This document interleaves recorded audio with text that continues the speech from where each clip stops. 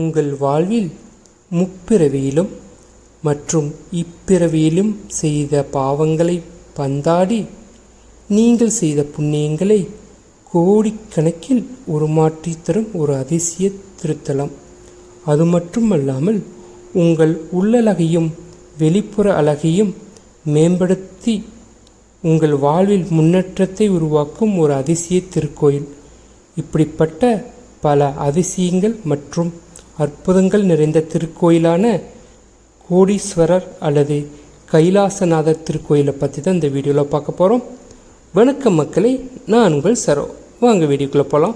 Video பார்க்குறதுக்கு முன்னாடி நம்ம வீடியோ லைக் பண்ணிவிட்டு போங்க. இது போன்ற வீடியோக்கள் வேணுன்னா நம்ம சேனலை சப்ஸ்கிரைப் பண்ணி வச்சுக்கோங்க. வாங்க வீடியோக்குள்ளே போகலாம். இத்திருத்தலத்தின் மூலவர் கோடீஸ்வரர் அல்லது கைலாசநாதர்.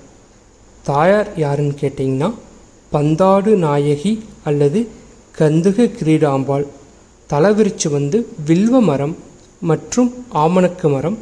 ஆமணக்கு இன்னொரு பேர் இருக்குது கொட்டை.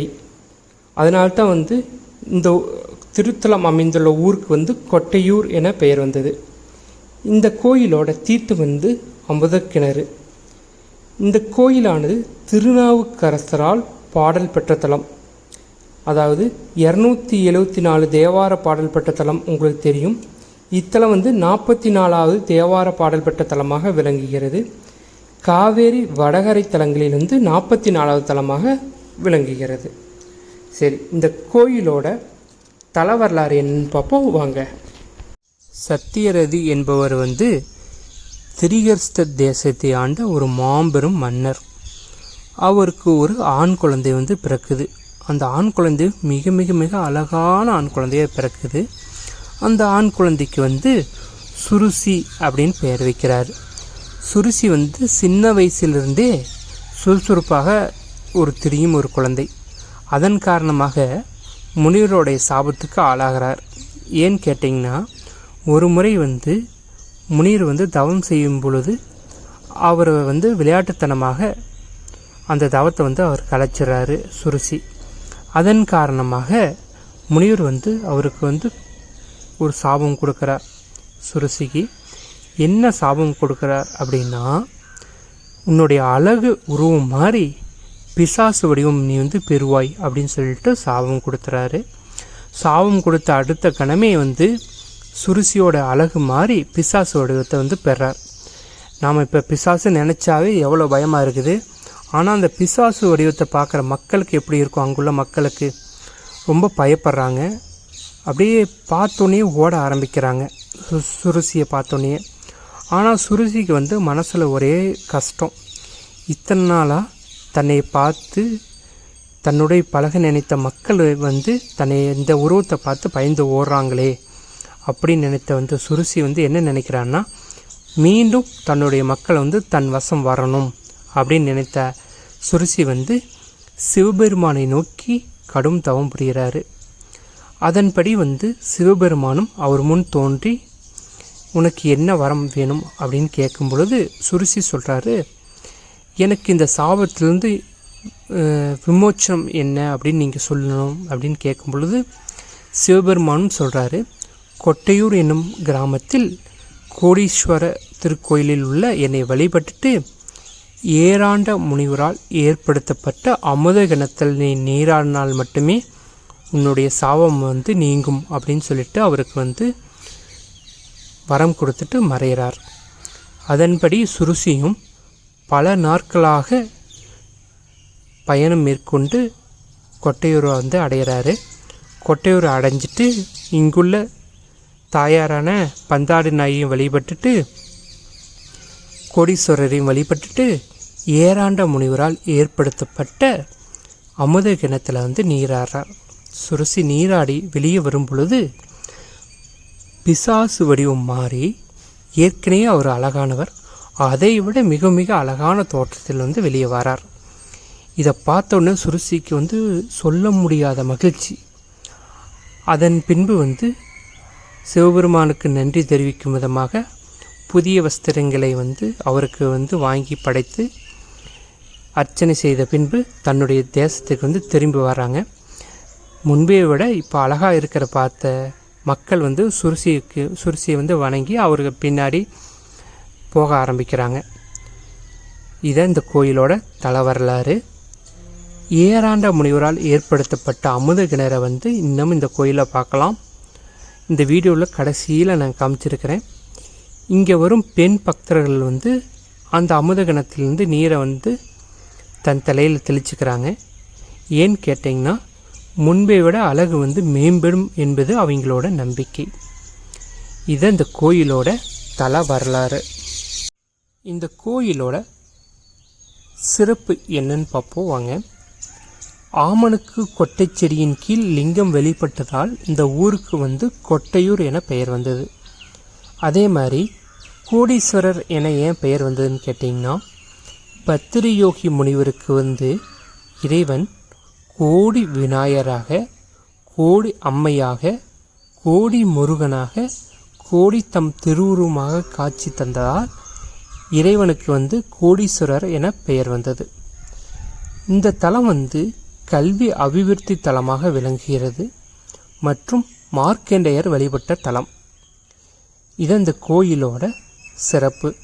அதே மாதிரி இங்குள்ள அம்பாளுக்கு வந்து பந்தாடு நாயி என பெயர். ஏன்னு கேட்டிங்கன்னா அம்பாளின் சிலையின் ஒரு கால் வந்து பந்தை உடைப்பது போன்ற தோற்றத்தில் உள்ளதால் இங்குள்ள தாயாருக்கு வந்து பந்தாடு நாயி என பெயர் வந்தது. இது எதை சுட்டி காட்டுது அப்படின்னு பார்த்தீங்கன்னா செய்த பாவங்களை தன் காலால் எட்டி உதைத்து அருள் செய்பவள் என்று பொருள். அதனால் தான் வந்து இங்குள்ள தாயாரோட காலை பார்த்தீங்கன்னா ஒரு கால் வந்து பந்தை உதைப்பது போன்று இருக்கும். அதே மாதிரி மூலவர் மீது பானம் முழுவதும் கொட்டை கொட்டையாக, அதாவது காய்ந்த மாதிரி காணப்படுகிறது. சரி, விளையாட்டில் ஆர்வம் கொண்டவர்கள் வந்து பதக்கங்கள் பெறுவதற்காக இங்குள்ள அம்மனை வந்து வழிபடுறாங்க. அதே மாதிரி புறத்தூய்மை அகத்தூய்மை வந்து பெறுவதற்காக ஏராண்ட முனிவரால் ஏற்படுத்தப்பட்ட அமுத கிணத்துல வந்து மக்கள் வந்து நீராடி செல்கின்றனர். இதான் இந்த கோயிலோட தலத்தின் சிறப்பு. இன்னொன்று இருக்குது, அது என்னன்னா கொட்டையூரில் கால் வைத்தால் கட்டை என்பது பழமொழி. ஏன் அப்படின்னா பாவம் செய்வர்கள் கால் வைத்தால் வந்து அந்த பாவம் வந்து கோடி அளவில் பெருகிவிடும். புண்ணியம் செய்தவர்கள் வந்து கால் வைத்தால் கோடி அளவு கூடிவிடும் என்பது அந்த காலத்தில் இருந்தது. அதை பார்த்து பல மக்கள் வந்து அந்த கோயிலுக்கு வரக்கே பயப்பட்டாங்க. அதனால் வந்து பந்தாடு நாயகி வந்து ஆறுதல் கூறி பாவங்களை உதைத்து எறிந்தாள். அதாவது யார் வேணாலும் வரலாம், நீங்கள் வந்து பாவம் செஞ்சுட்டு உள்ளே வந்தீங்கன்னா பந்தாடு நாயகியை நான் வந்து உங்கள் பாவங்களை வந்து நீக்கி விடுறேன், உங்களுடைய புண்ணியங்கள் வந்து கோடீஸ்வரர் மூலமாக கூடிடும் அப்படின்னு சொல்வது மூலமாக இங்கே பாவங்களை எட்டு உதைக்கிறது வந்து தாயாரோட வேலை, புண்ணியத்தை கூட்டி கொடுக்கறது வந்து தந்தையோட வேலையாக இருக்குது. இதான் இந்த கோயிலோட தலத்தின் சிறப்பு. இந்த கோயிலோட திருவிழாக்கள் என்னப்பா அப்படின்னு கேட்டிங்கன்னா பங்குனி உத்திரம், திருவாதிரை, சிவராத்திரி, புரட்டாசி மாதத்தில் அம்போடும் திருவிழா அப்படின்னு சொல்லிட்டு நடத்துகிறாங்க. அதேமாதிரி மாதம் பிரதோஷம் அது போன்ற நாட்களில் வந்து இந்த கோயில் வந்து மிகவும் சிறப்பாக காணப்படும். இந்த கோயிலோட திறக்கும் நேரம் என்னன்னு கேட்டிங்கன்னா காலை 7 மணி முதல் மதியம் 12 மணி வரை, அதாவது மாலை 4 மணி முதல் இரவு 8 மணி வரைக்கும் இந்த கோயிலானது திறக்கப்பட்டிருக்கும். அதே மாதிரி இங்கே வந்து சிவன் சுயம்பு மூர்த்தியாக அருள்பாலிக்கின்றார். சரி, இந்த கோயிலோட பொதுவான தகவல் என்னன்னு பார்ப்போம் வாங்க. விசேஷமான நவகிரக மண்டபம், அதாவது இத்தலத்தில் வந்து வாகனங்களில் எழுந்தருளியுள்ள நவகிரகங்களை வந்து பார்க்கலாம். மற்ற கோயிலை பார்த்திங்கன்னா நவகிரக சன்னதின்னு தனியாக இருக்கும். ஆனால் இந்த கோயிலில் வந்து நவகிரக சன்னதி வந்து மிகப்பெரிய அளவில் காணப்படும். ஏன்னா ஒவ்வொரு நவகிரகங்களும் அவற்றினுடைய வாகனத்தில் வந்து இருப்பது போன்று காட்சி, அதாவது அமைக்கப்பட்டிருக்கும். அதை பார்க்கறக்கே வந்து கோடி கண்கள் வேணும் அப்படின்னு நாம் நினைப்போம். அவ்வளோ அழகாக இருக்கும். நான் முடிந்த அளவு வீடியோவில் காமிச்சிருக்கிறேன், அது எவ்வளோ தெரியும்னு நினைக்கல. ஆனால் நேரில் போய் பார்த்திங்கன்னா அவ்வளோ அழகாக இருக்கும். அவங்க வாகனத்தோட இப்போ ஒரு எடுத்துக்காட்டாக சூரியனை பார்த்திங்கன்னா அந்த தேர் குதிரையோட காட்சியளிப்பார். அதே மாதிரி சனீஸ்வரனை பார்த்திங்கன்னா காகை வாகனத்துடன் காட்சியளிப்பார். அந்த அவருடைய வாகனத்தோடைய நவகிரகங்கள் வந்து காட்சி கொடுப்பதும் மிக மிக மிக ஒரு அழகான வடிவில் இருக்கும். இதான் இந்த கோயிலோட பொதுவான தகவல். இந்த கோயிலோட பிரார்த்தனை, அதாவது வழிபாடு என்னென்னா, அதாவது தோஷ தொல்லை அழகிய வடிவம் பெற இத்தலத்தில் வந்து வழிபடலாம். அதே போன்று கடன் உள்ளவர்கள் வந்து இங்குள்ள கோடீஸ்வரை வழங்கினால் வந்து கடன் பிரச்சனைகள் வந்து நீங்கும் என்பது ஒரு அசைக்க முடியாத ஒரு நம்பிக்கை. இதான் இந்த கோயிலோட வழிபாடு. இந்த கோயிலோட அமைப்பை பற்றி விரைவாக பார்க்கலாம் வாங்க. இந்த கோயிலுக்கு வந்தீங்கன்னா ஃபஸ்ட்டு ராஜகோபுரத்தை பார்க்கலாம். ராஜகோபுரத்தை வந்து உள்ளே இறக்க மாதிரி இருக்கும். இந்த இறங்கி போனோம்னா லைட்டாக சருகலாக இருக்கும், வேற ஒன்றும் பெருசாக இறக்கமாக சருகலாக இருக்கும். அப்போ வந்து தோரண வாயில் இருக்கும். அதை கடந்து உள்ளே போனீங்கன்னா கொடிமரம், கொடிமரத்துக்கு அப்புறம் வந்து நந்தி, அதுக்கப்புறம் வலதுபுறம் பார்த்தீங்கன்னா தாயாரான பந்தாடு நாயை வழிபடலாம். அதுக்கப்புறம் போனீங்கன்னா நேராக வந்து ஒரு ராஜகோபுரம் இருக்கும். அது வந்து ராஜகோபுரம் வந்து உள்ளே உள்ள மூலவருக்கு உண்டான ராஜகோபுரம். தாயார் சந்நிதி தனியாக இருக்கும், மூலவர் சந்நிதி உள்ளே இருக்கும். அந்த ராஜகோபுரத்துக்கு 2 பக்கம் வந்து முருகனும் விநாயகரும் காட்சி கொடுப்பாங்க. அதை கடந்து உள்ளே போனீங்கன்னா உங்களோட வலது பக்கத்தில் வந்து நீதி காத்த மனுநீதி சோழனோட சிற்பங்கள் இருக்கும். அதை பார்த்துட்டு உள்ளே போனீங்கன்னா மூலவரான கோடீஸ்வரரை வந்து வணங்கலாம். அவருக்கு முன்னாடியே வந்து நந்தி பகவான் இருப்பார்.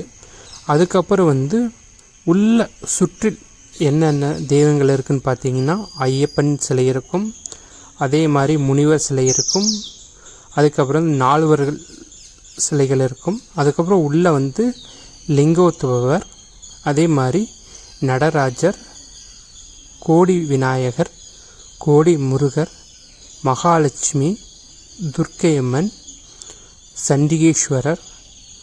அதை கடந்து வந்தீங்கன்னா நவகிரக சன்னதி, அதாவது தன்னுடைய வாகனத்துடன் அமைந்திருப்பது போன்று காட்சி கொடுக்கும் நவகிரக சன்னதியை பார்த்துட்டு நீங்கள் வெளியே வரலாம்.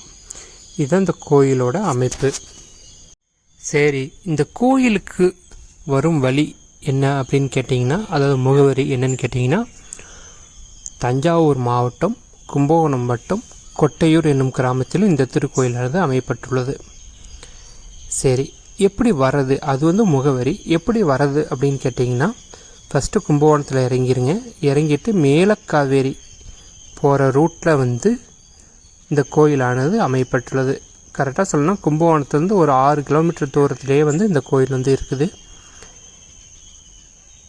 வந்து இங்குள்ள இறைவனை வந்து நீங்கள் வழிபட்டுட்டு போங்க. இந்த வீடியோ வந்து அனைவருக்கும் பிடிச்சிருக்குன்னு நினைக்கிறேன். பிடிச்சிருந்தால் மறக்காமல் லைக் பண்ணுங்கள்.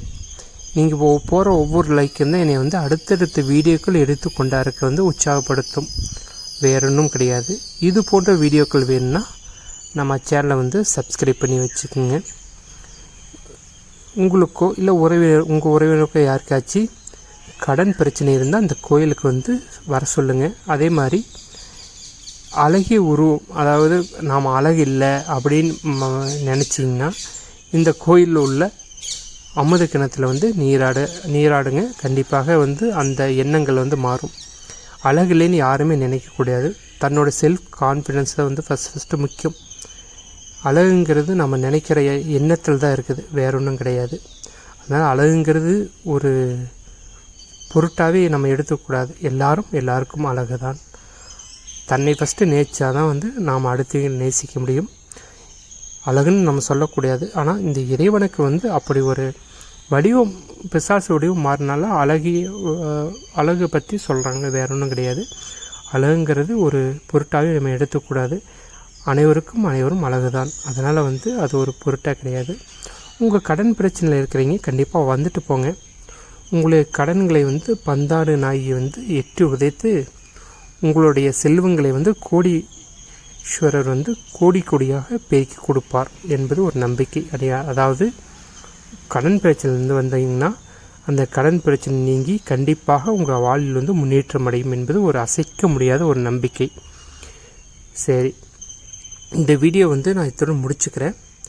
இன்னொரு வீடியோவில் உங்களை பார்க்கும் வரை உங்களிடமிருந்து விடைபெறுவது உங்கள் சரோ. நன்றி, வணக்கம்.